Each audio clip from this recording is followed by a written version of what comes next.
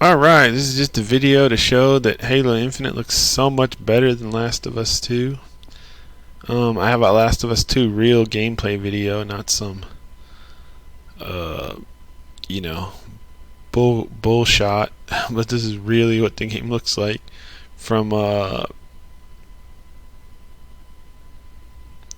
name is the Rad Brad, and he does live gameplay. I didn't mean to freeze frame, but you can see how bad it looks here.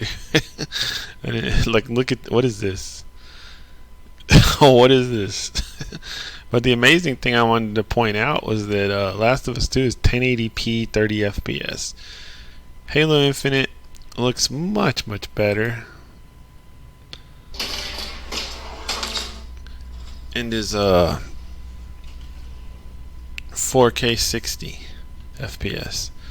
So if you really do the math on that, it may not sound that it is impressive, but you see it looks much better than this. This is not looking good.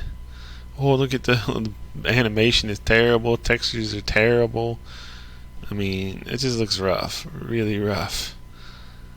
Looks like a Super Nintendo game or something.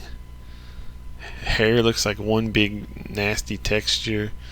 Textures are low res. Animation is very poor, to say the least. It's really crap gameplay. I mean, dialogue. And then compare that to this, which looks amazing. Amazing particle effects, amazing weapon effects. But I wanted to point out that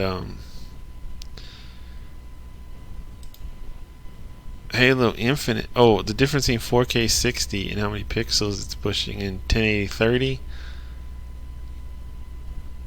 1080 30 is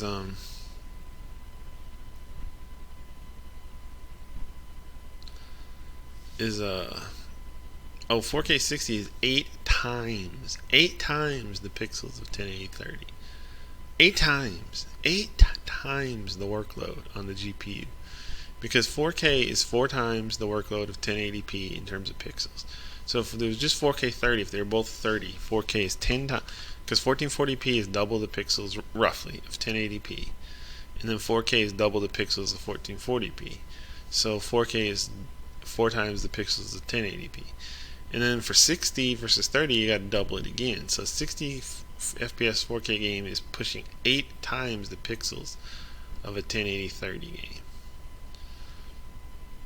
And yet, at 8 times the pixels, it still looks massively better. The explosions, the particle effects, and here you have, and there's actual color.